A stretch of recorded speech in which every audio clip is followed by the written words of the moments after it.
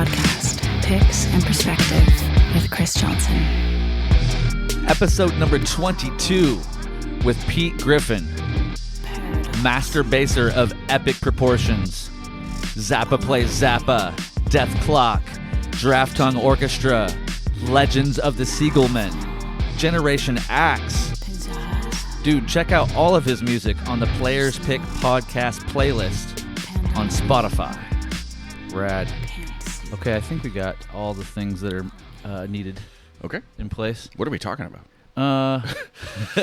Well, welcome to Guitar. This is like the number one guitar pick podcast in the world. Pete Griffin. Nice. I just realized that nobody else can lay claim to that. Yeah, there you go. And I'm just going to start saying it now. Dude, whatever puts you on the chart.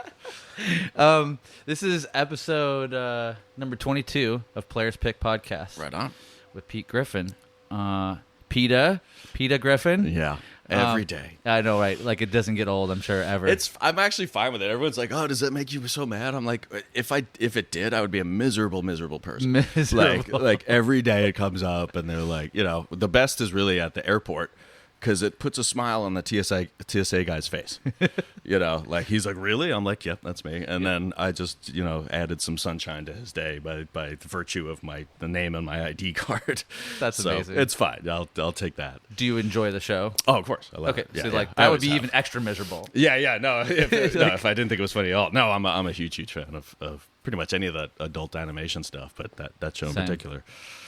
It's awesome. Well, what I have been trying to carve out here and kind of mess around with is hear about people's kind of origin story as a musician, but through their guitar pick. Okay.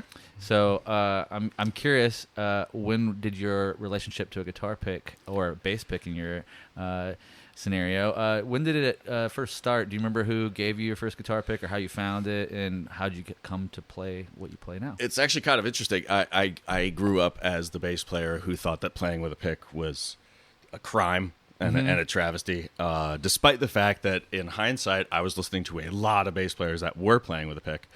But I was so against being anything close to a guitar player. I wanted to be a bass player only, to the point where my dad would be like, "Oh, are you practicing your guitar?" And I'd be like, "It's a bass, Dad," like all mad, as if that makes any damn difference. And then I started doing a few more auditions when I had moved out here to LA, and I had realized I had been such a kind of jazzbo fusion guy throughout high school and college, and listening to Zappa and Weather Report and all that great stuff, and Genesis, and that I got out here and I had to play rock and roll. I had to play big dumb rock and roll, and I actually had an audition for Buck Cherry very early on, and my friend Yogi was playing guitar for them at the time, and he told me to not come in with a bass that looked like a coffee table. And I'm looking at my Warwick Corvette Streamer, which is gorgeous maple, looks like a damn coffee table. Totally. And I was like, okay. So I went and got a Geddy Lee jazz bass, and didn't get the gig, returned the bass. Sorry, Guitar Center. Thank you, Guitar Center. Yeah, exactly. That's it. It was a killer bass. And then as I started doing more and more auditions, I was like, oh, wait, a lot of this stuff is actually played with a pick. And I was all bummed about it, but then I started doing it, and I was like, okay, this is kind of cool. And then as I'm sort of going backwards, I'm realizing, wait a minute, Mike Rutherford from Genesis played with a pick a lot. Most of Frank's bass players played with a pick. Scott Tunis did, Tom Fowler did, Arthur Barrow did, Chris Squire, obviously, huge pick guy. Like, that's all it was. And I was a huge Yes fan all through high school. So I realized, like, wait a minute, I've been so against this for so long, and yet so many of my heroes have that big clanky pick tone. And what it really, really was, especially when I first joined Zappa Plays Zappa, was we were able, because Joe's the Vaultmeister, Joe Travers, we were able to get separated tracks of songs like Peaches and Regalia, the one that we won the Grammy for, or Florentine Pogan, or Inca Roads. So I was able to at least just hear just the bass track on its own from a recording from like 1975 and stuff. Whoa. I was like, who am I that I get to, as a fan, to be able to hear this stuff, especially these albums that, I mean, One Size Fits All is my favorite Zappa album, and it's one of those things that, kind of like Dark Side of the Moon, I imagine that album just coming into being.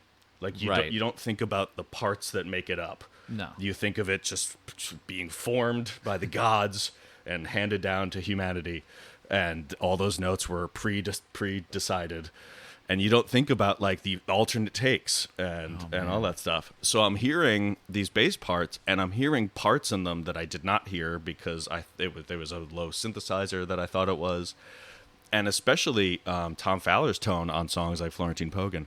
It's so clicky and so pick-like that I was like, I need to completely reinvent everything I'm doing here to be able to play this more difficult stuff like Village of the Sun or Florentine Pogan with a pick, because that's so much more of the original tone that he had. And it really helps cut through all the other denser stuff, like especially all of George Duke's keyboards and all that stuff. Like it really kind of changed my whole approach to tone and everything, so that I spent kind of the first 5 years of bass playing, 6 years, hating picks, and now it's about 50% of what I do.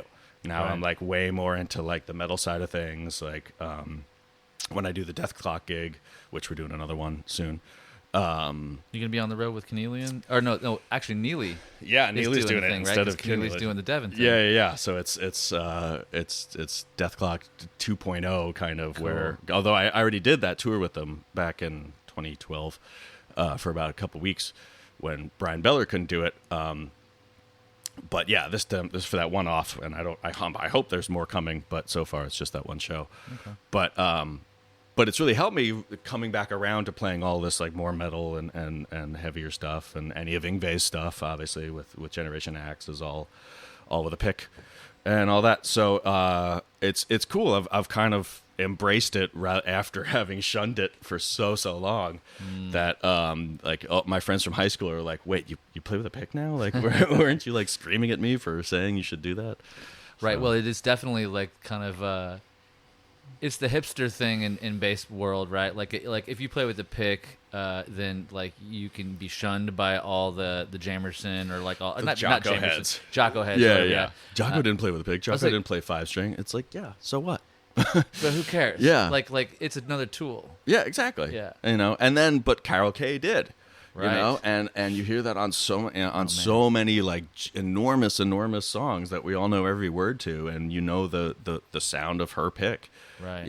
And what's really amazing is, for me, and it comes back to just tone in general, finding those, like, and now on YouTube you can find a ton more soloed bass tracks from iconic recordings, and I highly recommend everybody go and look those up, because the tone is, for me, almost always completely different than what it sounds like in the mix. A lot of times it has a lot more kind of top end on it, or a lot more attack from a pick, or even if they have their tone knob rolled off, there's still like that kind of attack from the pick.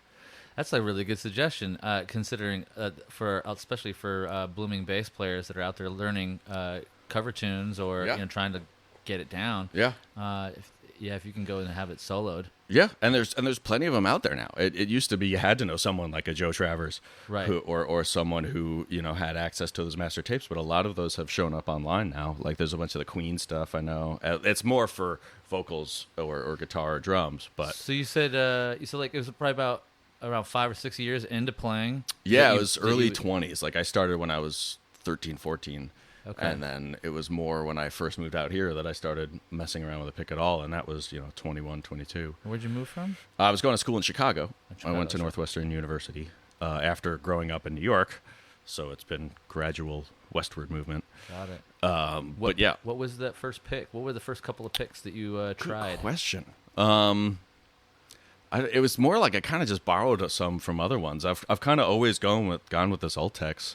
Really? Stuff, yeah. And then George Trips, who works for Way Huge, which is under the Dunlop umbrella, helped me get these ones, and I've had my own custom picks for 12 years now or something like that. So yeah, awesome. It's nothing special. They're just that Ultex 1mm, but it works for me. And anytime I try someone else's, I'm like, yeah, this is cool, but something about the tone of those and the way it sticks in my hand, and that's perfect. So you've pretty much been using Ultex 1mm the whole time. My entire career. Yeah. Okay. Yeah, because like I'm the kind of gear person that I find something I like and I stick with it.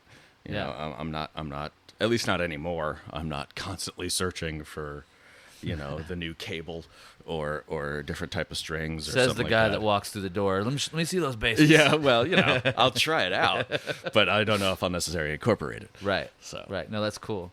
Well, that's it's cool that always to hear about somebody's resistance to doing something. Because like I remember as a young player, just like wanting to be modern and cool, because all the cool, I wanted to have a pointy guitar and the modern stuff, like Dimebag. I wanted James Hetfield had the Explorer and all these things, and I would always look at like the Strats and the Les Pauls and be like, old people guitars. Yeah, totally. Grandpa's old people, guitars. Yeah. I'll never be caught dead. Uh-huh. And I'm like, one of my favorite guitars is that blue Strat looking thing over there. Yeah, totally. Like, I can't put it down. I'm like, I'm definitely in my 40s now, so I guess maybe it's okay. But it also comes back to, and I've been doing a lot of work for Fender recently, and doing all the demos for their new basses and a lot of stuff for Fender Play, which is their instructional side of things. They have this whole app. It's actually really amazing. Yeah. It's helping people who just got their first guitar learn how to play a song before they kind of do anything else. So it kind of engages people a little bit earlier. But what's so amazing is, Fender and Gibson and a lot of these companies have kind of stuck to this thing that's worked, and reciprocally that's made it so that we want that sound. Like we've heard P and J basses on every recording ever. So that sounds like good bass to us, and it fits well in the band and fits well in the mix. So that's a desirable tone because we've always heard it. So it's got to be tough for a newer manufacturer to try something different, or someone like Fender or Gibson to try to reinvent themselves. Like, let's try a different pickup. Let's try a different body type. Like, there's going to be backlash, and it's not going to be as popular as the 57 jazz bass or the Strat. Yeah, exactly. One of my favorite basses that I have is the Fender Dimension bass, which they put out like 5 or 6 years ago. I don't know if they're still making them. I don't know if anybody else got one, but it's sort of a hybrid between a J bass and a Music Man, and it just sounds awesome with a band. Like, it's not, like it's not reinventing the wheel entirely. It just looks a little different. Because Music Man sound great too. Yeah, exactly. That's the other one that you've heard. Right. Basically, it's either that's 10% of all the recordings you've heard, and 90% is probably a P or a J. Right. So it's just kind of interesting how we base our own sort of musical ideas. We want to think that they're our own ideas, and like, I'm not saying they're not, but it comes from somewhere, and it comes from listening to stuff. And like, you have this tone in your head that might be unique to you, but it's based off what you've been listening to, and it's based off what you've heard your whole life. And so that's where playing with a pick kind of came in for me, where I was like, I thought I was so unique, and I was like, no, it's all like, I can get a pick tone by using my thumb, like Victor, up and down, like do the Victor Wooten kind of double thumb thing. And I was like, no, I can't. That doesn't sound the same. Not quite. No. And then there's even kind of a groove approach to it that changes things. I really started using it a lot when I was playing with Hanson, because and I was trying to kind of, once again, coming from the fusion world and being like, okay, I really just need to play bass here. I really just need to lock with the drummer, do that. I wound up putting heavier strings on to slow myself down a little bit, like putting weights on or something like that. Yeah. And then any tune that was straight eighths, just kind of da-da-da-da-da-da, I would use the pick for. And that's kind of how I trained myself. And then when I got in the Zappa band and started trying to play a lot more complicated stuff with it, I realized I needed to do the same exercises with the pick that I'd done with my fingers for years and years and years. But like, just get that same kind of right hand mastery over it. I'm still not as smooth as I'd like to be with it. If it came to like doing a solo or doing some improv thing, I'd probably drop the pick and go back to fingers. Yeah, just to have that connection. But it's funny how it's one of those things of, I had to kind of eat my words of, I'm never going to play with a pick. Yeah. And here I am, like, where's my pick? Would you say, are you using a pick most of the time on Generation X? Yeah, actually. It depends, but I mean, that's where I'm covering 5 different people's stuff. Yeah. But it depends on what we're doing. Like about half of Steve Vai's stuff I do, half of Tosin's stuff if it's super picky stuff, but then I have to copy his slap playing, so I have to switch over to that. 'Cause you're kind of covering Javier's stuff. Yeah, and, that's maybe the toughest one in Oh, my by mind. far. Out of all that, by right? far, because not only is it mathy as hell, even though I'm a big fan and I've done mathy stuff, but they're sort of on another level. But yeah, I have to sort of determine, okay, what's the actual bass part here? Because because on their records they have some low synthy stuff, but that's almost like too simple. And if I just did that, there's almost no point in me being there. But I can't obviously do everything that Javier is doing. So I've had to come up with sort of a hybrid thing, and that's actually been super fun because by the time we've been doing that stuff for a while and we're just nailing it every night, there's a huge victory feeling to that stuff. But then all the Nuno stuff is pretty much all with a pick because Extreme's bass player uses a pick a lot. Okay. Zach's stuff, we're mostly doing Sabbath covers now. So that's more fingers because Geezer was more of the finger guy. Right. But that's a whole different kind of tone and approach. Isn't his guy J.D. DeServia? Isn't he mostly a finger guy too? I don't know. I've never seen him, but I think I've heard that. I've only maybe seen.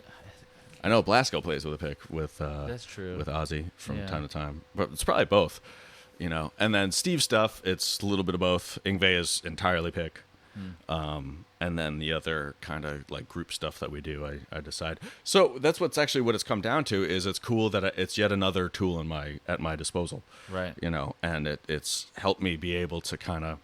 Sure, I can do that. Sure, I can do this. So what I'm hearing is bass players out there that are working on your repertoire. Don't discount the pick because you might not get a badass gig like Zappa Plays Zappa or Generation Axe or any of these other type of high-profile gigs if you can't be versatile. Yeah, in this scenario. Yeah, and that's sort of been my whole career. And it sounds like I'm kind of tooting my own horn a little bit that I can play any type of music, but it's more that I haven't ever really specialized in everything. I've sort of, because I listen to everything. So I'm always like the jazz guy who's playing the metal gig, or the metal guy who's playing the jazz gig, or the pop guy on the funk gig, or the funk guy, The bass player covering an 8-string guitar part. Yeah, exactly, exactly. What? Which is fine, but at the same time, I get kind of jealous of the guys who can nail salsa to the wall, or they're the best blues bass player you've ever heard because they've never done anything else. That's actually really cool to me. I can't say that necessarily that what I do works for everybody. It's I'm just happy that I can do it. And one of the most common questions I get is, what's your favorite music to play? And my answer is whatever I'm not currently playing. Yeah, literally. I've got this laid down, so I want something else. Right, exactly. Yeah. And it sounds like I'll never be happy, but it's more that I'm constantly happy and just kind of shifting that around. That's cool. When I do the Generation X thing, I miss playing some real simple pop tunes. When I play a bunch of pop tune gigs, I miss taking bass solos. When I'm taking too many bass solos, I miss backing up a shredder. Yeah, I could lose my mind pretty quick having to. It seems like a dream gig to in some ways. To be on that stage with all those great players in Generation X, but then I think about and I've talked to you about the heavy lifting that it actually is. Oh yeah, between you, the bass player, or you and the drummer and the keyboardist, that are just covering everybody's thing. Yeah, it's the hardest I've ever had. 3 to 5 hours. Yeah, 3 hours is the gig, but it's almost 4. It's almost 4 hours. It's 3:45 is what we were doing pretty regularly on the last tour. And then your sound check or your rehearsal usually at least 3 hours. So I'm basically playing bass for almost 8 hours a day, like it's a job. So what the hell do you must do something to prepare or warm up or take care of yourself for that? There's a ton of stretching. I do that for sure. Forearms and arms and just and exercises. I've got these finger exercises I do every day. I'll hold shows for 30 seconds or something just to be let me just do this real quick. And the toughest thing is that we start with Tosin stuff on that gig. Yeah, so we come out of the gate, we do whatever our opening song is, whether it's Foreplay or whatever we were doing last time. But so you have to. I learned early on that I had to do some sort of warm-ups. When I first started gigging a lot back in college, my arm would freeze up, like literally like cramp up and like imagine. this claw shape 2 to 3 songs in, and I wouldn't be able to play. So I had to figure out something to do to fix that. I also got this product called wrist grips. They're like these compression bands they're made for musicians. And I have pretty bad shoulder problems, unfortunately. So I have to kind of constantly deal with that. And I dislocated it years ago. So it's always kind of shifting around in the spot. But it's really helped. I don't entirely understand the science behind compression bands, but I think it's kind of like squeezing a garden hose where it gets the blood to shoot out a little bit quicker into your fingers, which you're using more. Okay. So, it's this great company called Wrist Grips. They sent me these things. They actually look really cool too. And it really just helps for some of those gigs. My fingers aren't nearly as tired. Do they double as a sweatband? No, unfortunately. But I did modify mine so that it holds a pick. Oh, that's awesome. It's actually pretty cool because then it's right here rather than like on a mic stand or something like that. It's right here on my wrist. Wow. So I just reach out and grab it real quick. It's like a little utility pick. Yeah. And I should have patented it before I sent it to them, but I have all sorts of little ideas like that. But that's one in particular, just like having, because that's, especially for someone like me who's constantly switching. You see guitar players putting their pick in their mouth all the time and all that. That sort of works, but it's also a little gross. And but then it's like, but where else does it go? You know, like what happens when you drop one? You need to have one available. Dude, the guitar players that kill me are the ones that are not only playing so eloquently and hybrid picking, because I'm starting to kind of like unlock this concept of the thing, and I'm not anywhere near it. But I'm around all these players that are everybody's hybrid picking now. It's like everybody was kung fu fighting. Now they're all hybrid picking. But the ones that can just kind of like tuck it away. Yep. And like, but then have it back. Nowhere. It's like I don't like, where does it go? Yeah. Like, I mean, my fingers I don't know. But so I might need a lesson from some magic. Yeah, talk to Jamie Kime. He does a lot Is he the of one? that. Yeah, he's a big hybrid picker guy. And can he tuck the pick away to use? I think so. His Yeah, fingers? like I'll see him suddenly just like only using the other 3 while still holding it or something like that. It's crazy. Yeah. What was speaking of techniques that I talked crap about and then had to embrace? I was never much of a tapper. I never really liked the tone of it. As much as I worship Victor Wooten early on, I learned his slapping stuff. I didn't really learn the tapping stuff because I was like, I'm not going to be in a Flecktones cover band. Right. And then to the point where I don't say many negative things on social media, but I feel like at some point I said something about how bass tapping just did not sound good to my ears. Flash forward a few years later, I get the gig with Paul Gilbert.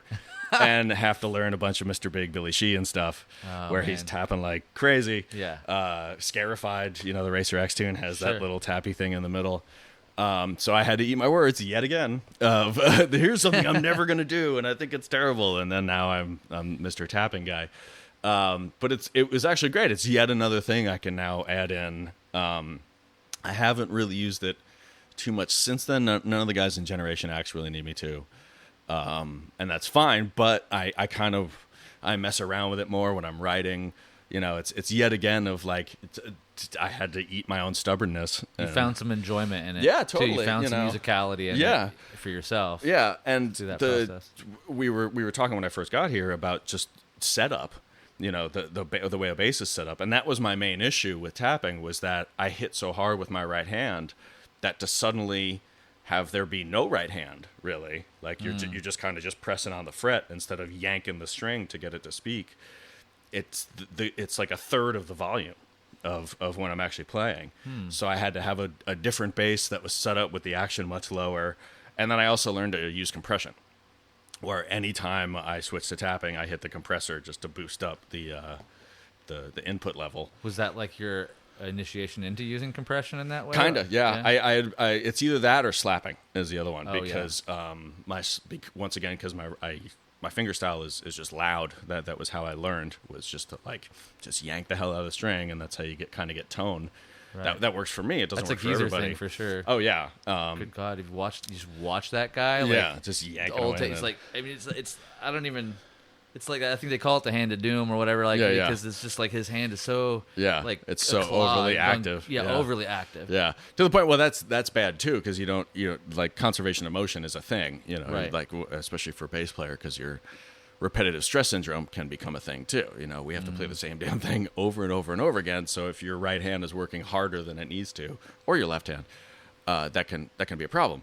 But Geezer gets a pass. He's Black Sabbath. Yeah, exactly. I mean, all those older dudes, it's fine. But like for me, especially as I'm getting older, my body cannot do what it used to be able to do. He's also not trying to do an 8-hour set. Yeah, exactly. And he knows those tunes and all that. But yeah, it became like this whole dilemma. So then when I'm playing a song with a pick and suddenly I need to tap, where the hell does that pick go? And where does it come back from right when I'm done with that tapping thing? Do I tuck it in my hand? Do I put like a little piece of string around it? I never really figured it out. Like there were times, I would tuck it in here, but then as you're trying to pull it back out from the middle of your palm, it falls down on the floor. So you're tapping primarily with your index finger? Yeah, usually. Because like us guitar players, we would just hold the pick. I hold the pick, and in your middle finger becomes the thing. I should maybe try that. I didn't really think of that. I mean, that's what I see most on, and I've thought. I mean, I have a couple of friends that actually tap with the pick, which I kind of mostly hate. Yeah. It's a different cool, sound. like every once in a while if you're doing it, if it's like a small little run, but if you're doing all your tapping with the pick, it's kind of awkward. Well, Frank Zappa used to, like, he sort of, I don't want to say he invented that, but he was the first time I ever really heard that. Oh, really? Yeah, and he was always more, any of his technique stuff was in service of composing on the spot. Like, all of his solos were like, they're not the most technically amazing thing, like, that was what was so amazing about playing with Dweezil, was that Dweezil could play circles around his dad. Dweezil could play circles around Eddie Van Halen, because he learned all that stuff. And that's like, he's this guitar technician that can just recreate anything. He's playing synthesizer lines on guitar that were never meant to be played. Could play the damn Black Page, but Frank, on some of those, like, Shut Up and Play Your Guitar albums and some of that, you hear, like, this weird, like, kind of Middle Eastern-y sounding flurry thing, and that's Frank tapping with the pick on something, and it's not really in time and all that, but it's just so damn cool. Is he kind of getting in between the frets a little bit, like doing slide type stuff? Yeah, Is that why it's I wish I knew an exact tune to tell you to go listen to, and I don't. We should call Keneally or something. I know. But it's when you hear it, you know it, because it has this really kind of bright, ringy tone, like you can almost hear the pick getting in between the windings on the string, and getting real kind of like bright and pingy. And it's really cool because it gets all like Bulgarian all of a sudden out of nowhere on these big open solos that he had, and it was it's cool because it's a different tool once again. Did you ever get a guitar pick from like a show, or like was there anybody that threw one out or anything? Nah, I never really. Well, you're a bass player too, though. So like the early years, you're probably like, I'm like, I don't want this. Get away from me. Yeah. Did you just hit me with a pick? You can have this, kid. Yeah, totally. Now I keep several extra just to fling out because I know that's a big deal. And actually, that's what's kind of cool. And even doing this and having people ask me to send them picks and all that, I'm like, really? You want mine? But like, there's sort of a baseball card aspect to it. Totally a baseball card. And these ones you're showing me here, like there's an art form to it, even, which is kind of cool. It makes me feel like mine are boring in comparison, but they're tools. They're tools. They just work. That you can give away to people, which is the cool thing. That's ultimately, in a lot of ways, is what Dunlop has kind of helped along. I mean, and Fender in the early days with celluloid and what any of the other early celluloid ones, the DeAndreas or whatever. But as something that's an inexpensive kind of keepsake piece of memorabilia, and it's like it's almost, to me, it's become the cooler thing than an autograph or any. I mean, like nowadays it's all about selfies or whatever, I guess, too. But a guitar pick, it just makes sense, and it's like they held this, especially if you get one from the show, that they used, that they rocked out and they flung it out, and maybe almost took your eye out, like, that one I almost am halfway blind because of that situation. You know, I can clone Zach Wilde from the DNA on this pick or something. Yeah, and then he'll just be my own personal ultra mega pentatonics player in the corner. Yeah, just walking around your apartment. Yeah, like, soloing. A mini Zach. Yeah, that's rad. When you started with Dweezil. Dweezil was your gig right out of Hanson? Yeah. Basically, I after I moved here, I did a bunch of auditions, got a few smaller things, and then got the gig with Hanson in 2003, and toured with them from 2003 to 2006, which was just amazing.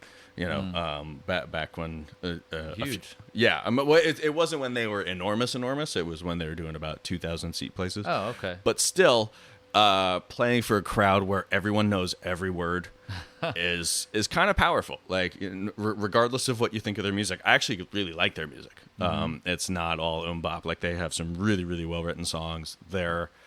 The fact that they've been harmonizing since they were like fetuses, amazing. Like, it's incredible when they all open their mouths together and we were all playing. Like, you feel like you're part of this choir. It was really amazing. Took me all over the world.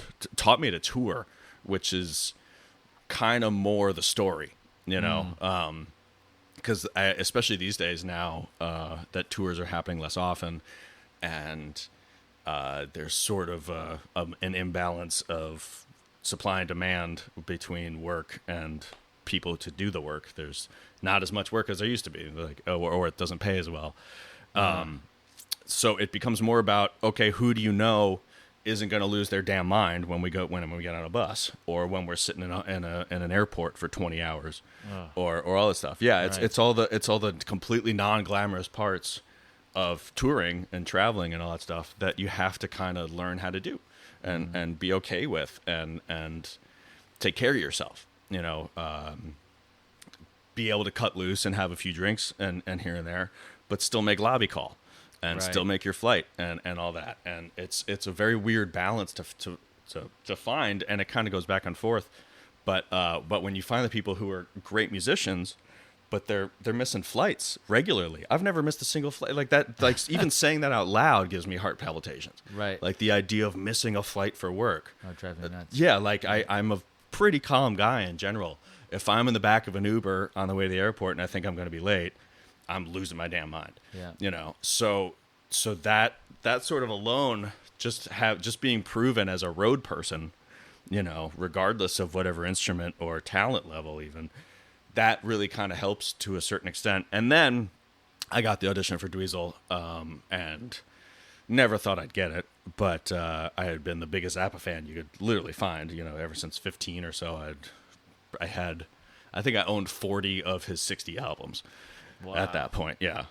So I knew the stuff in and out, and I knew Joe Travers just from other stuff around town, this other bass player, Mark Meadows, who was sort of a mentor of mine when I first came out here. Introduced me to him, and like, Joe had been to my house and seen all my Zappa CDs, and then they needed to do auditions for that, and so he called me, and I went up and did it, and somehow got it, which was amazing. But what was really funny was me and Joe, being so very familiar with the material, was pissed off the rest of the guys in the band, because Dweezil would be like, okay, we're going to learn Inca Roads tonight, or this other song. And me and Joe would just start playing it. Or even if I didn't know the bass line, I could sing you the song. I could sing you the words. Right. So the other guys had to go home and listen to it for the first time in their life. And wow. Joe and I are like, so do you want the 78 version or the 84 version? Do you want Vinny on drums? Do you want, Everybody else is like, shut up, yeah, nerds. Totally. They were so mad. But it really helped. And I think that's why that band was so good, like, right away. Especially after we had done the initial bunch of recordings, of rehearsals and stuff. We did that first tour with Steve Vai and Terry Bozzio and Napoleon Murphy Brock. And then, and we got the Grammy and put out the DVD of the very first tour ever, which is always like, I wish we had done it of the second tour ever, because by then we were like just such a crack unit. It was ridiculous. When we had Ray White in the band, and it was like around 2009, 2010.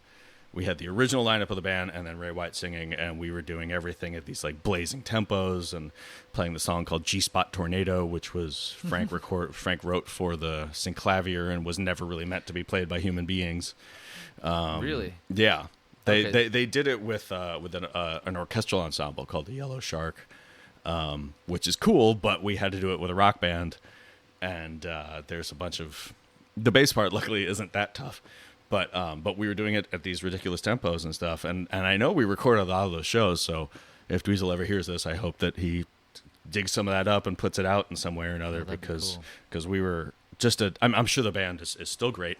And has great years since then. But of my time in the band, that was kind of really I think we were all just such a tight unit. We were all getting along. Like it was kind of a really cool moment of like, wow, we're like, and then fans would be like, oh, you guys are better than Frank ever was, and I'd be like, shut up.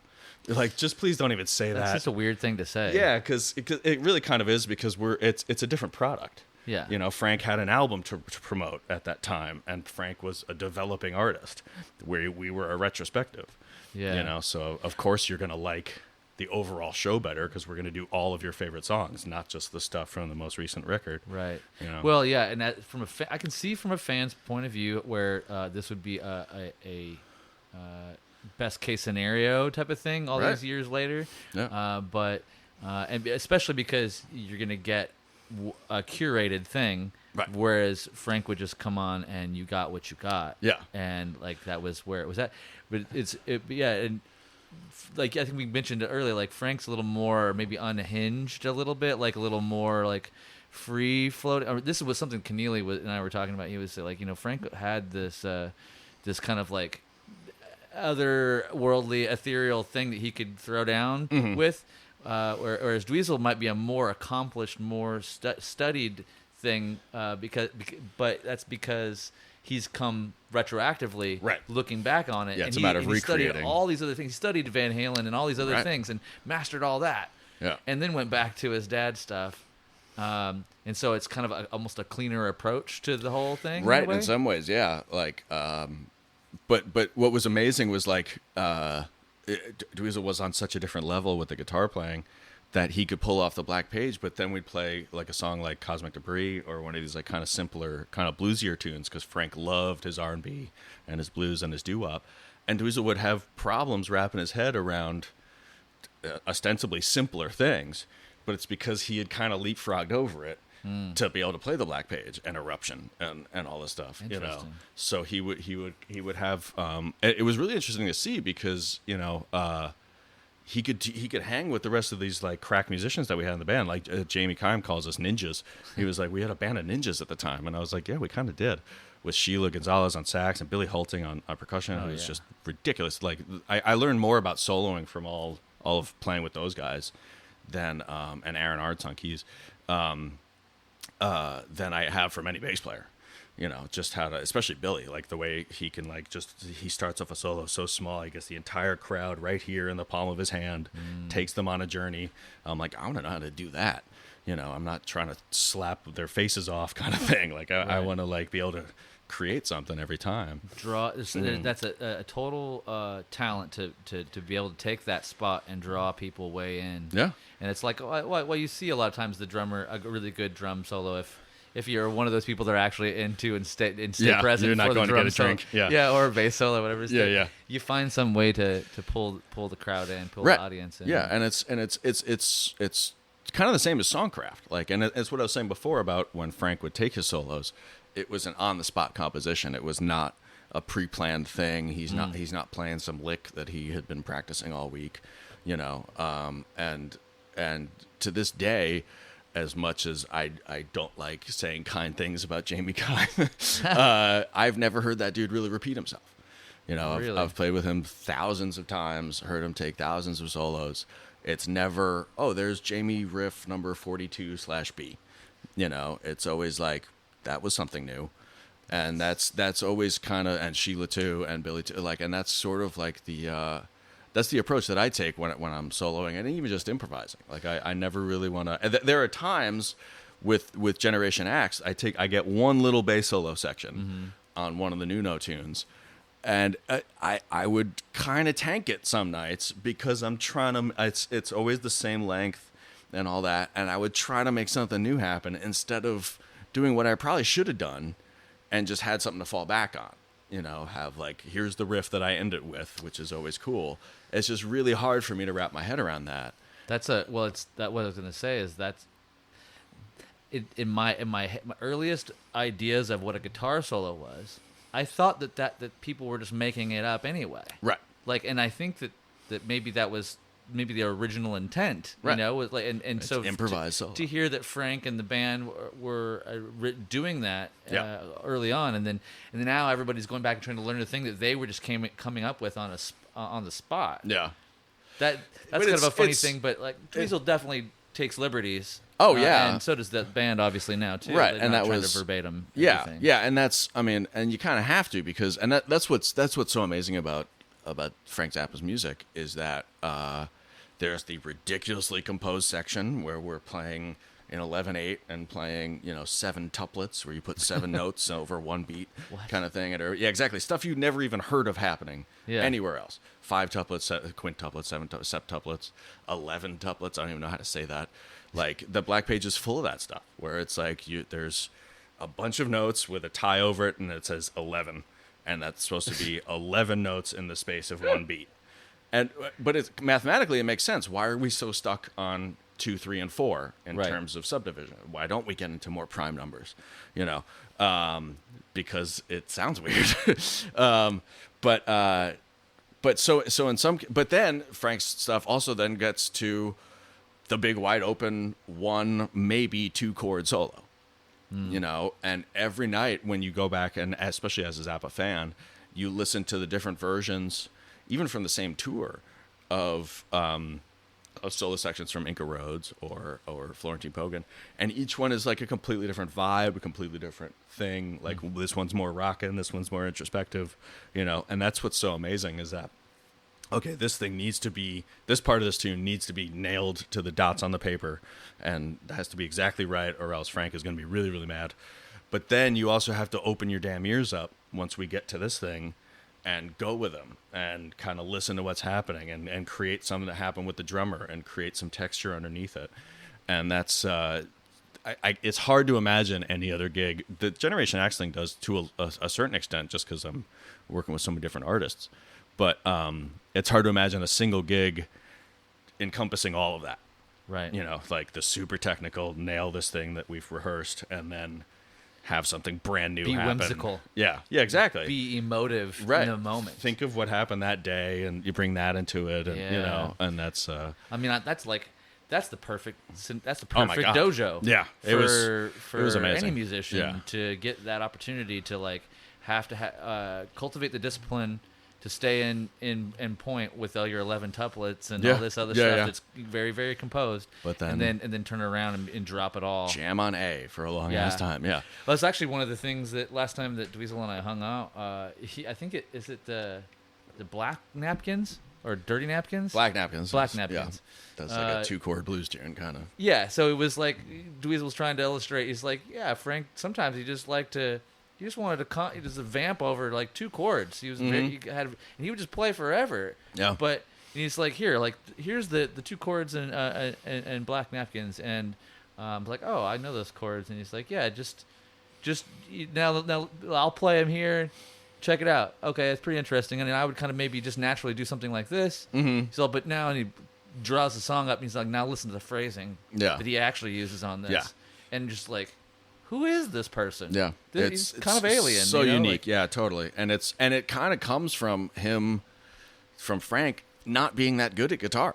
Ultimately, like it was like you could hear him kind of struggle with the instrument a little bit. Sure. But then because of that, something else would fall out of it, and that was what was so interesting about seeing Dweezil like try to capture what his dad was doing when he was almost too good. Yeah, I was gonna say because Dweezil's a good guitar player. Yeah, exactly. I mean, and not to say that Frank's a bad one. I But get what you're saying. But it's different worlds, and Frank stopped practicing after a little while. Well, I think don't kill me if I'm totally wrong on this, everybody. But I think that in some ways that's kind of part of what we love about.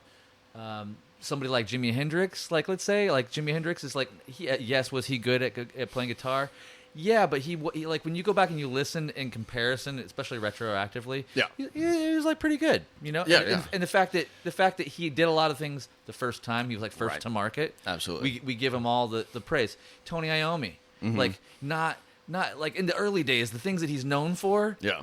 You know, pretty good. You wouldn't go, oh my God, he's the best guitar player, and he was so clean and perfect. And no, but it was the guy that was their individual struggle. Yeah, with the instrument that things fell out. And Frank's, you know, kind of falls in that, like you said, falls in that category. Yeah, and that's sort of this is getting into the young whippersnappers kind of conversation, but like because. You know, it's the same reason we see all these, you know, 13-year-old kids who can play Teen Town at 4 times the original tempo and they're nailing all of it. It's because they have access to it. It's because you can get on YouTube and type in fastest bass player ever. Like, I had to read Bass Player magazine, find out about Victor Wooten, go to the CD store, get a Flecktone CD, spend my hard-earned $15, $20 on this thing that I'd never heard. You had no chance to hear it before it.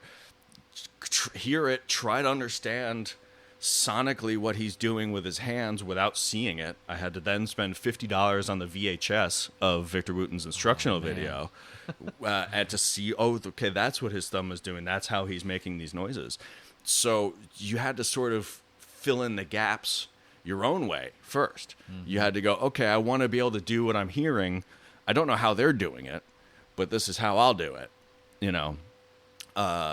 And now these damn kids can get on YouTube and go, how is Victor Wooten doing that? How is Les Claypool doing that? You know, and it kind of takes the mystery out and it takes that individuality out of it a little bit because instead of having, you know, everyone has their influences. You know, none of us grew up in a cave. At least I didn't. But there's it's that mystery of getting from here to there. Instead of just following exactly what they did. I like this. I like this conversation because there's one of my favorite contemplations is the concept of I forget who said it. Who was the person, like the might have been Osho or Alan Watts or something. I think it's Alan Watts. I think he said he has like a whole discussion about the quicker you get to a place, the kind of the less it means, like the less. Impactful, the less you appreciate. Right. So like if it's like if it takes you a month to get somewhere, you're gonna really appreciate arriving. Right. You're gonna really, and when you get there, it's like your focus has been to be there, and so there's a thing. But the moment, see, like he was talking about this in the '60s, and like he's like, now we have air travel all around the world. Right. Like you can be in Tokyo tomorrow, by this time tomorrow, no problem. You know, and you don't have the same appreciation. For the people that had to cross seas, right? You know, like you just will never know that. Or getting the horse-drawn wagon or something. Right. Yeah. And I was thinking about it. In the relation, because I'm really stuck on this fractal patch, right? Like it's Mr. Gilmore lead. Okay. Like it's David Gilmour's like ultimate tone, man. And I'm just like, and I've got a Strat sitting here. Like I'm like, oh, like I feel kind of like a douche, like you know, for just being able to flip the switch and be like, I don't have no pedals. Yeah. I don't have anything. I didn't earn this tone. Yeah, you didn't have to figure out what his amp settings were. I just had to have, you had someone else tell you. Yeah, I just had to have enough money to buy the thing that did it. So it's a flick of a switch. Now, am I grateful? I totally am. Of course. But I'm an older guy. I'm not a young kid that just learned it off of YouTube. Right. Although I am using YouTube now. Yeah, I mean we all are. Like, and you have to. Like, it's dumb to not use the tools at hand. Sure. I'm just wondering if it's kind of watering down the originality to a certain extent because it's so hard to not just sound like that person that you watch the video of, you know? Right. And it's exactly what you're saying. It's the same thing of the whole binge watching world. Yeah. Like there are entire seasons of shows that I've watched that I can't tell you a damn thing about because I watched it in 4 days. If you wait a week in between each episode, on Tuesday after you watched it on Friday, you're like, so did he kill that guy or did he not kill that guy? Like, you're still thinking about it. So by the time you get to it, you remember it better. Like, I can't really, you know, there's a lot of those shows, like especially these like kind of murder shows and stuff. Like, they all kind of blend together because you gobbled them up and your brain doesn't have time to really kind of process it in the same way that I get really mad at myself when I'm learning songs the day of a gig or the day of a rehearsal, because if I did it the night before, I'm going to wake up singing that song. It's been kind of processed. So like sleep and that processing time really, really, really, and it's something I get more and more mad at myself now, because I've now realized it, and yet I'm still not really implementing it. It needs to marinate a little bit. Yeah, exactly. Yeah. And like, you can't expect your brain to like come up with something that you listened to twice 2 hours ago.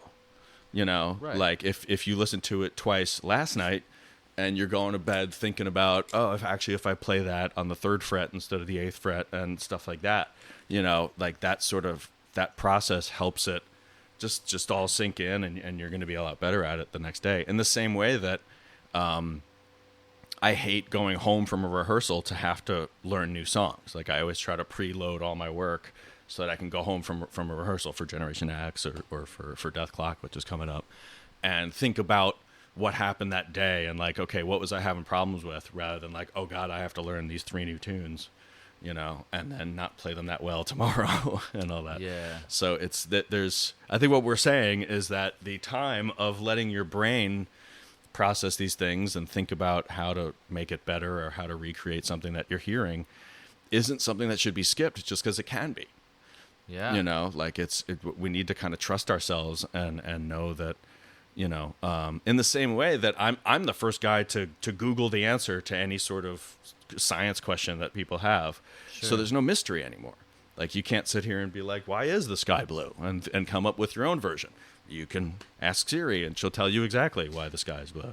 Therein it lies. That's a really interesting discussion all in itself too. Is like, should we always remove the mystery, or because we can? Yeah.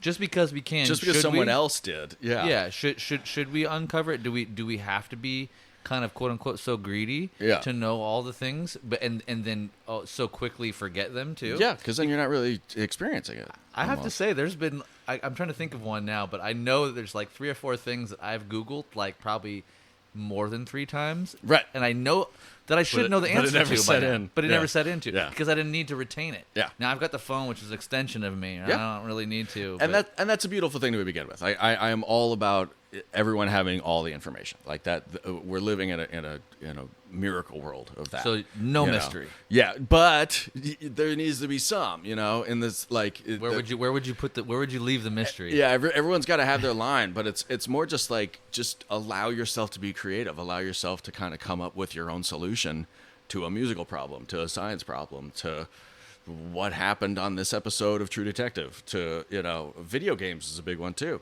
You can come up with, against these puzzles in video games, there is some nerd who online has already made the walkthrough and shown you exactly how to overcome that thing. Mm-hmm. But if you just go do that, you're not really you're not experiencing what that game was supposed to be and all that. And it's the act of troubleshooting, the having to problem solve. And like you were talking about having to go, and first problem was you heard about a bass player named Victor Wooten that is supposed to be godly. Yeah. So first problem is getting to the CD store, finding the CD. Yeah. You know, or tape for that matter, or whatever. Yeah. You know, we are old enough. Yeah. And then trying to sort out, like, do I like this enough to even try to like figure out what's going on with the thing? Yeah. And you know, there's an element that, like, a couple different issues, like in trying to sort out the problem, when you have to like stop and be humbled and look at a thing way too long until you finally see the solution. Yeah. You know, there's something just like you win in that in a absolutely. way that, because there's this resistance, you can't sort it out, can't get the lick. Yeah. Oh wait. Finally, there it is. Suddenly it happens, yeah. Yeah. And that's why I love teaching, is that those little victories for any of my students are kind of my own, where they walk in and they weren't able to do something and now they are. That's actually really amazing. And the other thing that I fully embrace, as much as I have a pretty specific style of teaching and a pretty specific style of bass playing, there is more than one way to get to wherever you got. You know, Brian Beller and my relationship is kind of a perfect example of that. He and I are vastly different players, even though we play a lot of the same music. Sure. He does the whole 3-finger thing, which blows my freaking mind. Yeah, I don't even understand. I do, and I wish I had started like that, but I'm 2 fingers and that gets back to music is divided by 2, so I can keep track of which 16th note I'm on, whether it's my index finger or my middle finger. That makes sense to me. But then you get into 3-note things, and he's ripping it up with his 3 fingers, and I'm like, I can't do that. Where's my pick? Right. But but at the same time, he doesn't do as much with the pick. He does more now, but he was never really that guy. So or when I pick up other people's basses and their action is so much lower than mine, and their tone is different, and they're playing really lightly with their right hand, but they're incredible. You know, like I can't argue with the fact that the music coming out of them is incredible, and that they can do whatever I can do or more. So it's just because Victor Wooten did it that way in this video doesn't mean that that's not going to work for you. You know, like there's a lot of that stuff that I'm like the 3-finger thing. I'm like, I've tried it. I can do little flurries of triplets, but if I'm using it in any sort of creative way, it's just not going to happen. Well, I guess, you know, certain things feel normal or natural to some, and unnatural to others, based on you know where you come from and how you've approached the instrument. But like you try it on, you're like, that's just like maybe too much work for me. Yeah. You know, to be honest, because like the truth is, could you figure, if you had to do everything in 3 fingers, you might be able to sort it out. You wouldn't see me for 6 months, but yeah like, you know, I would make myself work it out just like anybody else would. But I am accomplishing those things without having to do that. Yeah. And vice versa, you know, like so what's the issue? It's like you know Andy James. I know of him, yeah. Yeah, great guitar player. He's a good friend. I remember the early days when we were filming him at EMG TV and putting him up on there, and he doesn't use his pinky a whole lot. Mm-hmm.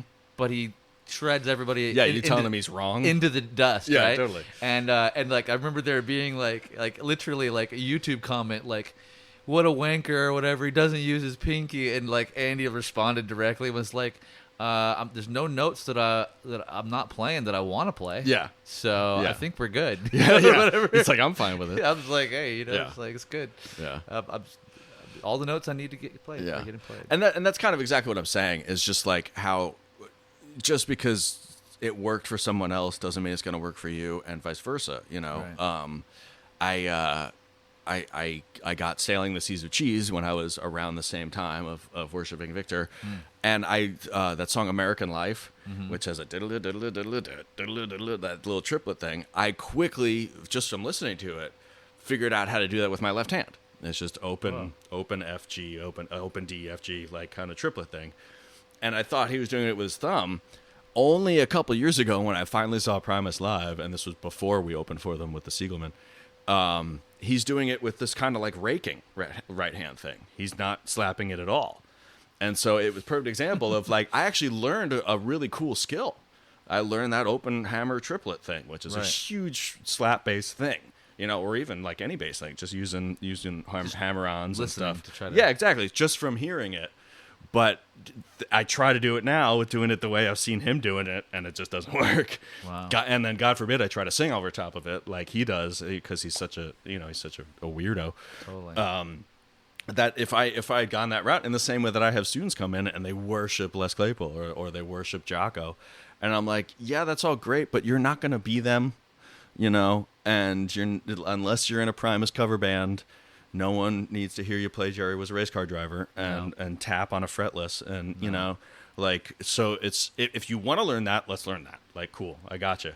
If you're trying to have a career where you're getting paid to play bass, you might need to engulf some other skills, and you know. As a teacher, that's got to be an interesting conversation that you are always kind of like navigating. Like look, you know, like I know your favorite guitar or your favorite bass player might be.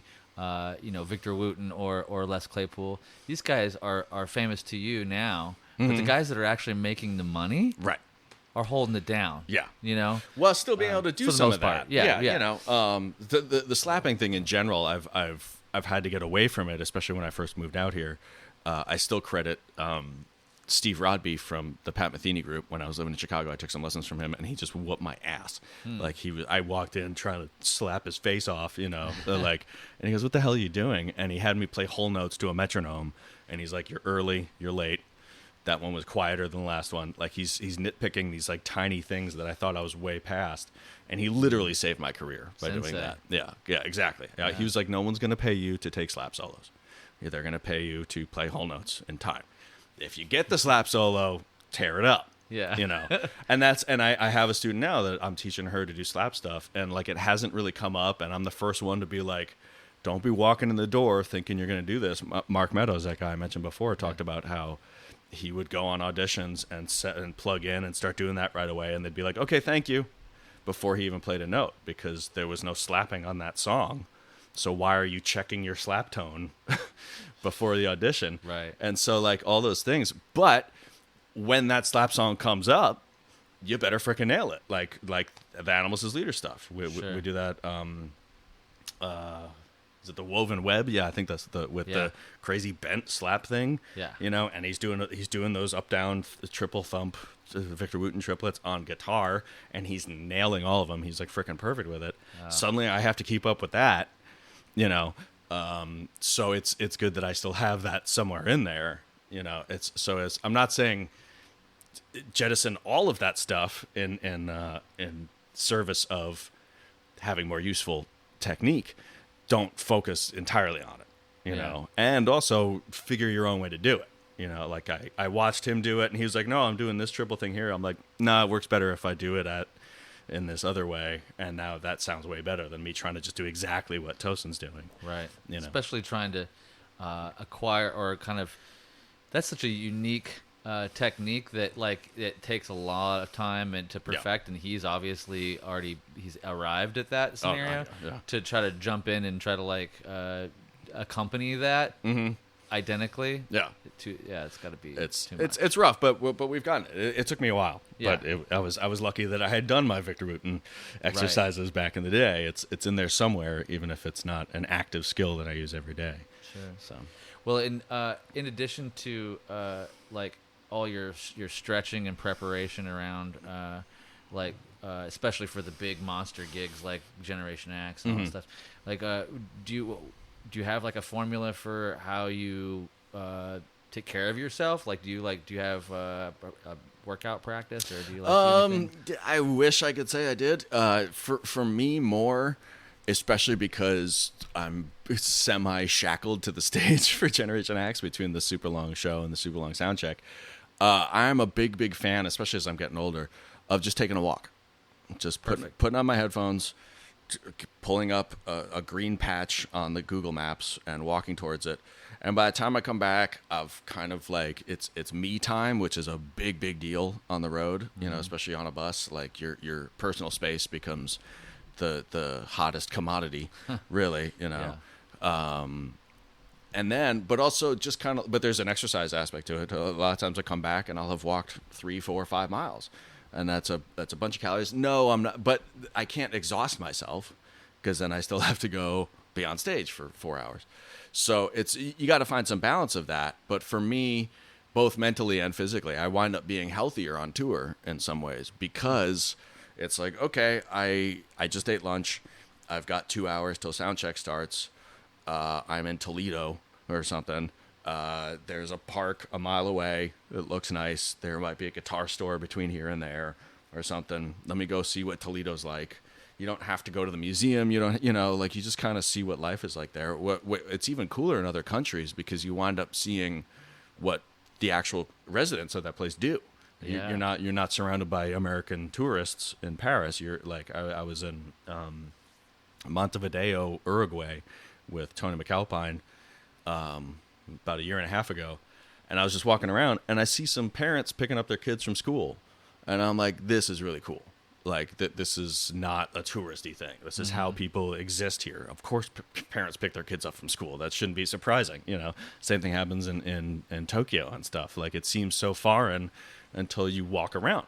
And then but it's this thing that you'd probably, it's one of those kind of almost mundane things that you wouldn't fantasize or imagine about Paris or about Tokyo. Is like seeing families pick up their kids from school. But it's really grounding. It's especially being on the road, and it's really easy to kind of get caught up in every night's a party, and because for the attendees it is, it's like those people in Toledo have been waiting for that Tuesday night that they get to see Yngwie shred face, and and so they're partying, they're drinking, and all that stuff, and so if you get a little too caught up in that, your health goes south really quickly. Like if it's real easy for 6 to 7 beers just disappear after the gig every night, and you're not even feeling it, and you're not even really partying. You're just kind of like caught up in it, and you have to find that balance of, okay, this is a big deal. I'm playing a show for you guys. I thank you so much for coming and spending $50 to $150 for this ticket. Thank you so much. Here I am rocking out. But then afterwards or beforehand, understand that it's just a Tuesday, and this is your life, and you can't, at least I can't anymore, keep up that sort of rock star lifestyle. I think some of those older guys like Zach's a pretty big inspiration like that. Like he's known as someone who's had his party days, and he's completely kicked it. He loves his caffeine now, but he's also totally cool with it. It's not like he can't be around it or anything like that. Like I remember one day I was walking down the street on a day off, and he walks by and he drags me into a bar and starts buying me drinks while he just drinks water and coffee, because he's like that okay with it. And he's a total inspiration. Like one of the things I love about him, especially like kind of watching him on the Gen X tour actually a while back with you and all that, is that it occurred to me that I feel like Zach maybe has never lost the feeling of what it's like to be a fan. Right. So because he's still a fan of all of his favorite heroes that are still around too, and he will talk very vocally about the thing.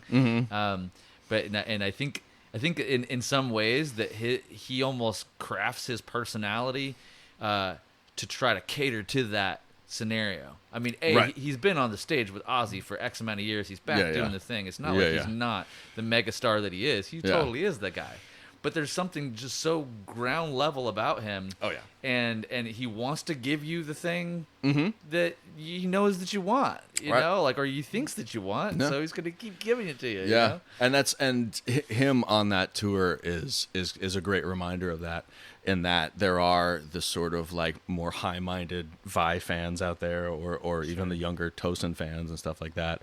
And then Zach takes his walk through the entire frickin' auditorium for a good 5 to 10 minutes, just soloing and ripping through those pentatonic scales while me and JP and Nick hold it down on stage, which is always interesting because by the time he's at the back of the stage, only like 10% of the crowd can see them. And then everybody else turns up and looks at me, and I'm like, "Hi, I'm still playing E over here, over and over again. Yep. Yeah, here's more Little Wing for you." But those people are freaking out as Zach walks by. It's like the Messiah walks by. Like everyone rushes over to take a picture with him, and because of that, you see way more Black Label Society shirts in the crowds than anything else. I bet. Like he really kind of engages that whole fan base in a way that we all need to remember. Like his merch world is incredible. Like the way he's done it, the fact that he tours so much, the fact that he tours so easily. He seems like it would be a like between Zach Sabbath and Black Label and Ozzy, sure, like, and our thing, he just seems like he just wants to just play, you know, and give the people what they want, and it's really cool to see. Actually, it's inspiring for sure. Right. You So like off tour, you're not necessarily, you don't have like a formula for life or anything, or a philosophy or anything that you follow? I'm lucky that these days I'm doing a lot of work on the weekends, so I have my weeks free to kind of be a little more creative. It's something I haven't done in a long time. I had my band, Griffin Labs, for a while, but we stopped playing a long time ago, about 5 years ago. We just did our first gig for the first time in like 5 years, but we're calling it something different now. We're calling it Pete Griffin's Lab Rats. But I'm starting to get back into that because I don't have to chase down every single dollar bill for playing bass now. Between doing a lot more studio work. I work a lot with Barry McCreary, the TV and film composer. I do a lot of stuff for Fender, like I said. So just kind of being in town means I don't have to hustle as much, and I don't have to worry so much about money, thank God. this week. I mean, who the hell knows? But it means I can kind of focus on. I've tried to incorporate my tour health thing at home. Like yesterday, I just wound up walking around for 5 hours. 5 miles in just all over Burbank where I live. That's fun. You know, just like through residential streets, and felt great about it. And then I can eat whatever the hell I want that night. You know, and it's for me, that's so much better than spending an hour in the gym. Like, especially in a beautiful place like Southern California. Right. Like, I wish I could to a certain extent, but I get antsy, and just being out in nature and getting some sun and listening to whatever you want to listen to. It's great. And then by the time you're done, you're sweaty and you've burned a bunch of calories and your legs are tired, and you know, you can feel accomplished. And then once again, that time away from music and away from your instrument kind of has you bring something else back to it. You know, both at home and on tour. Like just those experiences. You can't, as much as early on it was important for me to spend as many hours practicing as I did. Now it's not as much. Now it's more about what other thing can I experience that's going to make me approach these strings on this fretboard a little bit differently. You know, and contrast. Yeah, exactly. That are still healthy. You know, right. I think that's unhealthy. Yeah, exactly. And we all know musicians who have fallen down those paths, where then it's, instead of it being a positive thing you bring back to the instrument, they start deteriorating on their instrument a little bit, and that's always kind of sad to see. But it's understandable, you know, and especially for people who tour all the time, to come off of that every day's a party atmosphere, and then I used to have major issues with that, where I'd get home from a month and a half tour and I wouldn't leave my couch for 2 weeks, and just have the shades drawn and like playing PlayStation and stuff, and just like, you know, at first it's okay for a couple days for that sort of come down, but after a while it's like, dude, you got to get out there and remind people that you exist, you know, and just go to shows, go support your friends. We all have friends playing shows every night in this town, right? You know, it's important to kind of still re-engage on all that stuff that got you excited about all this to begin with, you know, and that's as you do it longer and longer, that's harder and harder to do. And then I go and see my friends play, and I'm like, what the hell am I doing? I got to do this. You know, I got to do this more often. This is amazing. The bass players that I know in town, I love seeing them play. Derek Frank is one. You know, I see him play at just a kind of fun cover gig at a bar in Burbank, and I was like, I'm so glad I came to this, you know, or going to the Potato and seeing people play there, seeing Beller play with Keneally, or just stuff like that, or just all those dudes. Like it's cool, and we live in a time where all that stuff is really available, so it's sort of on you. It's not, you don't have a lack of options, at least not living here, but I feel like almost every city now, you know, has some sort of community, where that's happening. Yeah, I mean, and the live music scene is always in need of support, right? So we all know that. Even if you can just show up for your one friend's set, and you know, but it means they're going to show up for yours. Yeah, you know, and you can't get mad at people for not coming to your gig when you haven't gone to anything in months. Right. You know, like it's all reciprocal, and we gotta, and that's one of the things of, I've been in LA since 2001, and how many times has the music industry changed since 2001? Like quite a bit. Like the money keeps moving. The guys who used to get mechanical royalties for radio play are wondering where the hell their checks went, and they can't adapt. We're at least lucky, those of us who are around my age in the music industry, that we've had to learn to adapt constantly. You know, like the album budgets are now literally a tenth of what they used to be. You used to get $500,000. Now you're lucky to get 50,000. Yeah. You know, lucky. If you can't get an album done for $50,000, you're screwing up. Because there was all this other padding involved and stuff. Now everything's been pared away to, okay, what is essential here? And what is essential is we still need music. You know, people still need this. It's not going away. And there will still be people willing to do it. We just need to kind of embrace it and help each other out. And that's what's been really cool about the community out here, is that you would think that with some of the work drying up and more and more musicians moving here every day, that we would get a little more territorial. And at first I was like that. But then I started realizing that most of the work I was getting was from other bass players. So I had to stop hating other bass players. Interesting concept. Just fundamentally. But it makes sense because they need someone to sub for them that they know is good, that they know isn't a liability, that they know, they can get in and out of Canada with no problems. They're not going to try to steal their gig, because I would never do that to Brian Beller or to Derek Frank or to any of these guys.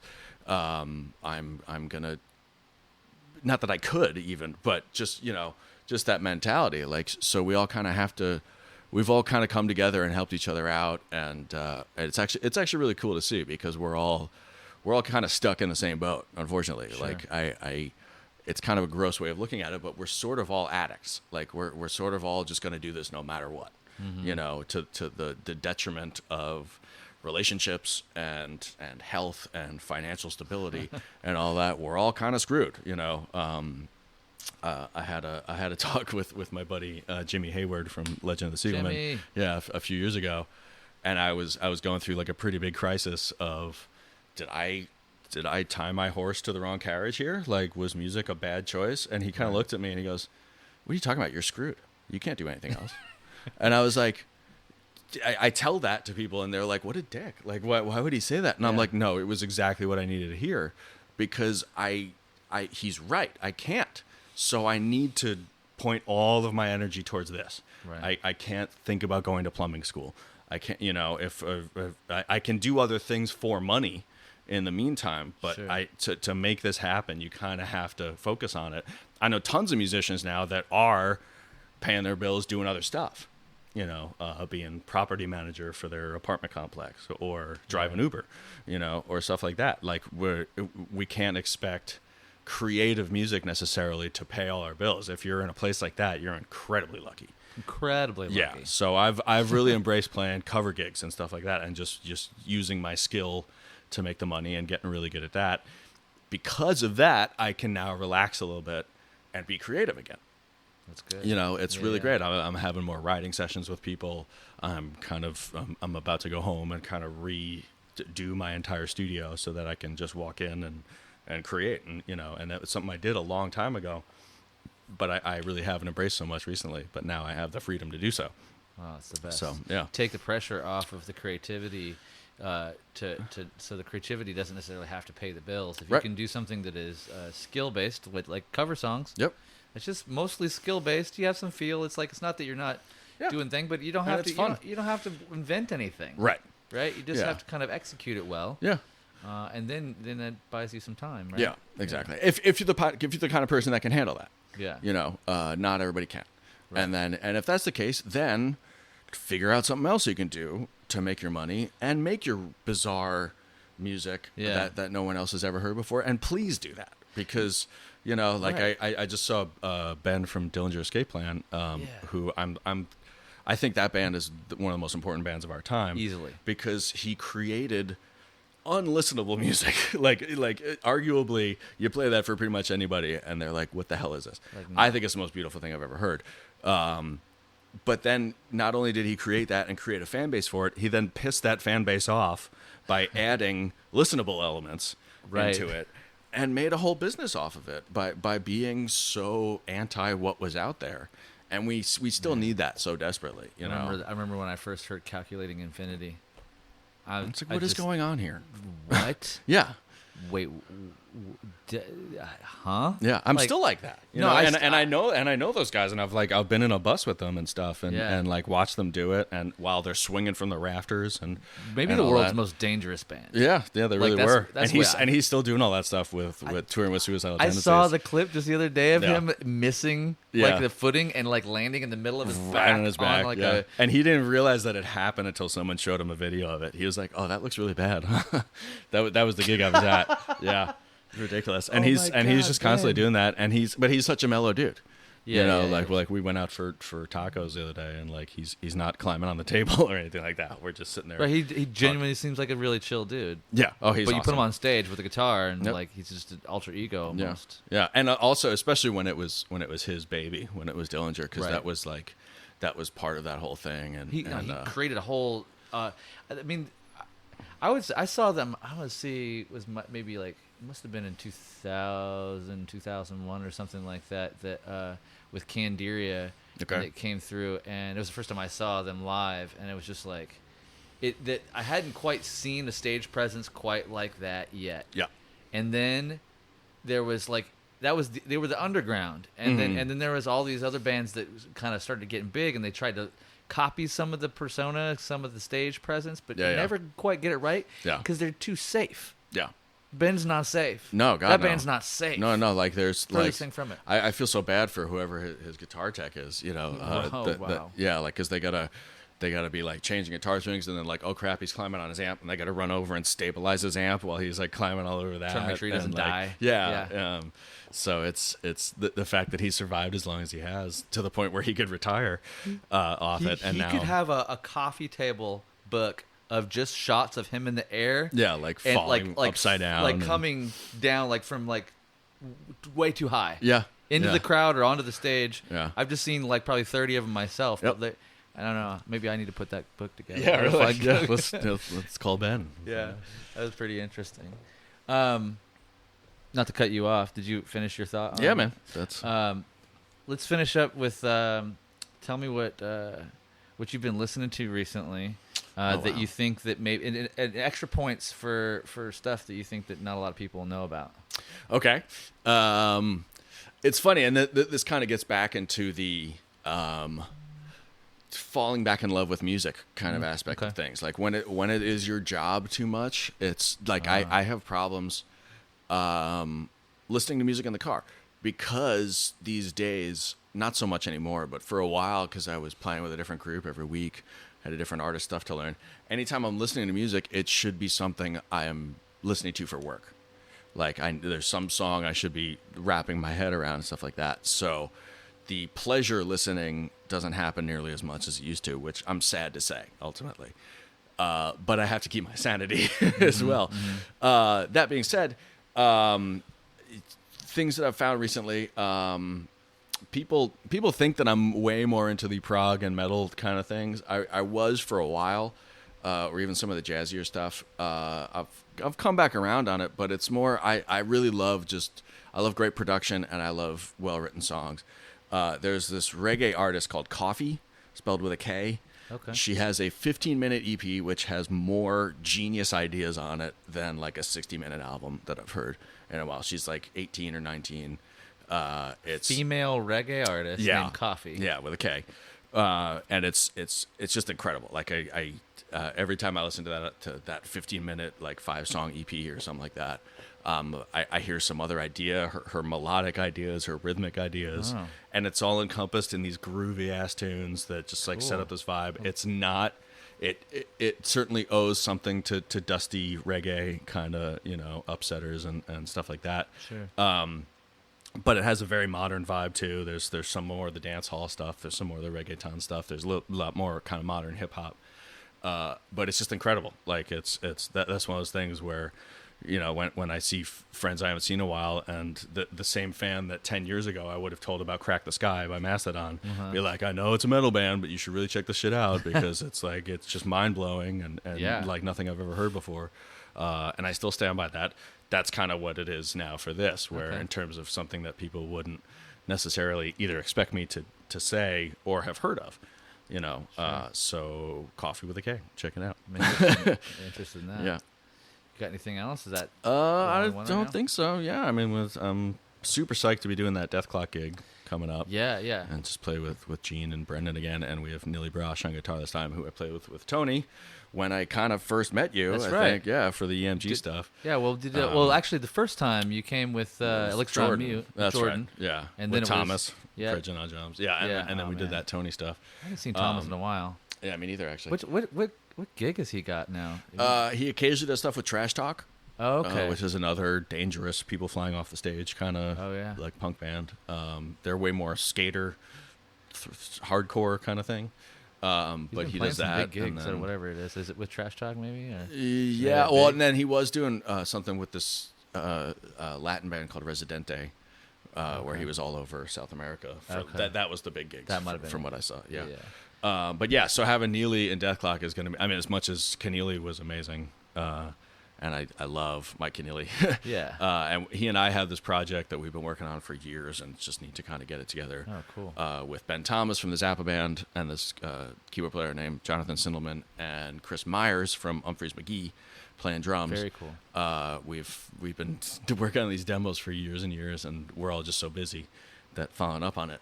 But having Neely and Dethklok is going to be amazing because that girl does her homework. Yep. Like when I was playing with Tony, we were in rehearsal, and I'd ask Tony about how does some lick go, and he'd go, I don't know, ask Neely. That's how prepared she is. She's a badass. So yeah, that's gonna be really, really fun. And is there any chance we're going to see Giraffe Tongue Orchestra do anything ever? Ben and I were just talking about it. I'm lucky enough to be in. A lot of the stuff that I do could be considered a supergroup, as much as that's become a bad word. Right. I'm also at the point where I kind of don't want to do anything that's not considered a supergroup, because I don't want to start a band from nothing. Sure. I'm lucky enough that I have great friends who are already successful musicians, so anything I do with them could fall under that category. But I'm not going to fight the battle of playing for 20 people at 7:30 p.m. at the Whiskey for tickets that I sold myself. Yeah. I'm a little too old for that, and I can hopefully get to the point where people care about it before anything else happens, just by virtue of the people involved. That being said, that whole thing becomes a scheduling nightmare. I know. Same with Legend of the Sigelman with Danny Carey on drums. Yeah, that was my next question too. Yeah, It's like we're we're already working on we're demoing new songs for the next record. Cool. We're waiting our time. Having Jimmy Hayward involved in that means we're not going to do anything that's beneath us. We're only going to do it when it's a big deal. Opening for Primus on New Year's, which was highlight of my life. Yeah. Playing the Roxy with them was really fun. But that's the thing that kind of needs to be a big deal when it happens. Yeah. With Giraffe Tongue, I'd love to say the exact same thing, that it would happen eventually. I really don't know. Yeah. It's not really up to me. Well, I might be starting a petition online. There you go. Please to do. Bring GTO. Yeah. To at least a small West Coast tour. Yeah. We were supposed to do that one tour. Oh my God. I remember. Yep. And then Brent, I love you, Brent. I really do. I love that guy so much. That's great. I have problems with musician friends of mine who have anything to do with motorcycles. I don't want to go down any further thing down that. Yeah. But all he was doing was starting the motorcycle. He wasn't even riding it. He was literally just trying to get an old motorcycle started, and something happened with the kickstart thing on it, and his knee went backwards. Like his leg went up against his knee. He fainted, and then our tour didn't happen. And I remember that part of the story. Yeah, that was why we had like a 2-week tour that was going to be fun, and a few days before that was supposed to happen, yeah, that happened. So and that can happen to any, like you can be stepping off the curb and twist your knee. Yep. But it was just funny that it was motorcycle related. Yeah. Damn. But he's fine now, and he and I have such a great friendship, and even working relationship now too. Like when he comes out to do the Siegelman stuff, yeah, like he and I sort of get together, and I show him his parts and cool. and all that. Well, Siegelman's great, man. I really dig that record, and I do look forward to new stuff. I love Jimmy. I love Danny Carey, of course. Mm-hmm. I love you and the whole crew there. But man, I have to. My favorite thing that you've been a part of has been GTO. I like all the things, but like I was listening to it again this morning just because I knew you were coming over, and I was like, I really like how I can hear the bass so well in this mix too. Like I feel like you're a really present part of that band. Yeah. And so it just makes me extra, like I know there's something extra about it. Well, yeah, and that's sort of the not sad thing, but the sort of frustrating thing about the fact that it hasn't become but it could never have been all of our main things. Brent is never leaving Mastodon. Don't quote me on that. But and William has the whole Alice thing, and and Thomas is doing whatever. So, but what was really, really exciting for me about that, and the Siegelman to a certain extent, but Siegelman, I came in a little bit later, so a lot of the bass parts were already written. GTO has my fingerprints all over it. Yeah. And That's awesome. the way they mixed it, they did have me pretty hot in the mix, which is always a wonderful thank you. No, that's good. that's it's a not great, too much. Right, it's right, just right. Right. And it's stuff we can recreate live with the 2 guitar players and stuff. But yeah, I am super duper proud of that record. It's another one that uses all of my skills. Like there's the pick stuff. There's tons of pick stuff on it. There's tons of fingerstyle. I think there's a couple slap moments.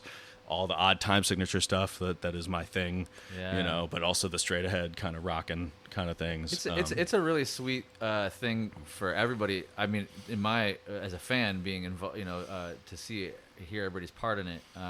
Your part, I'm extra excited about, and the fact that that I've always wanted to hear more of Will in Alice in Chains, right? Because they only give him like 1-2 songs, like an album where he kind of we really feel like you hear Will's voice. Yeah, it's not just the Lane impersonation. It's not the sound of Alice in Chains, right? Right. Like and I always wanted to kind of like hear more of that, and I get that in spades on this album. And, and that's what was so cool is we had written and tracked that entire record with no vocalist.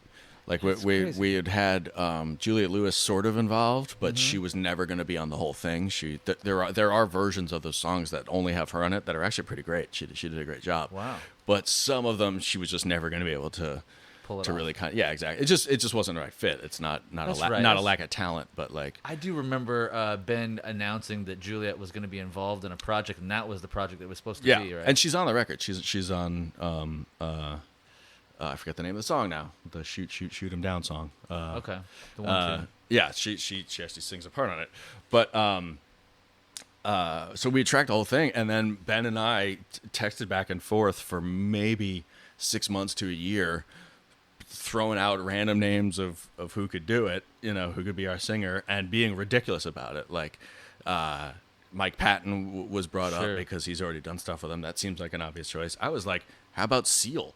Or Sting, or we were just shooting for the stars. Yeah. And then Brent runs into Will at a Whole Foods in Atlanta and goes, "Hey, you want to sing on this record?" And Will's like, "Sure." And then he goes and does it, and the stuff he sends back, I thought was incredible. Like he really did an amazing job of finding melodies and hooks over this pretty bizarre, angular kind of rock and roll that we had written. So I'll always give him credit for that, for kind of taking it in a new direction and really putting his own stamp on it too, in a way that like he and I were sort of in the same boat like that, where he's been singing other people's parts and I've been playing other people's bass lines for most of my career. So that thing was sort of both of our opportunity to be like, we do our own shit too. Yeah, that's a big part of it. I get to hear your voice. I get to hear your vibe and creativity. You're not just coming in and doing the Steve Vai or doing stuff that's already been really like established. You get to like really assert your own stuff. And the next Siegelman record I think is going to be more like that because we're all writing together. Jimmy and I have become sort of a little writing machine, and then I'll even do like demo stuff of drum parts on Easy Drummer, thinking of Danny, how would Danny Carey approach this, and then of course I don't want to go too deep because I don't want to infect him too much. I want him to do his own thing, but he'll like where we started and then do his own thing. Like he recently just retracked one of my demo drum things, and I was like, so much better. Like, of course it is, and it sounds credible, and we have a cool sort of like system in place now, but and that album was well received and all that, so we don't want to squander anything.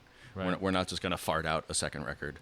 We're really going to take our time and do it right, and like it's Danny just got back from Tool Tour, so once he's kind of recovered from that, we'll probably get in the studio and start working on all that stuff. So cool. Yep. Looking forward to it. Yeah, man. Well, thanks for your time, Pete. Of course, this is awesome. Appreciate it, man. Players Pick Podcast, Picks and Perspective with Chris Johnson. Pool table. This episode of Players Pick Podcast brought to you by our good friends at Jim Dunlop Guitar Products, Kiesel Custom Guitars, Mackie Headphones and Mixers. Sound design by Drew of the Drew. Voiceovers by the amazing Minnie Joe. I'm Chris Johnson, your host. Until next time.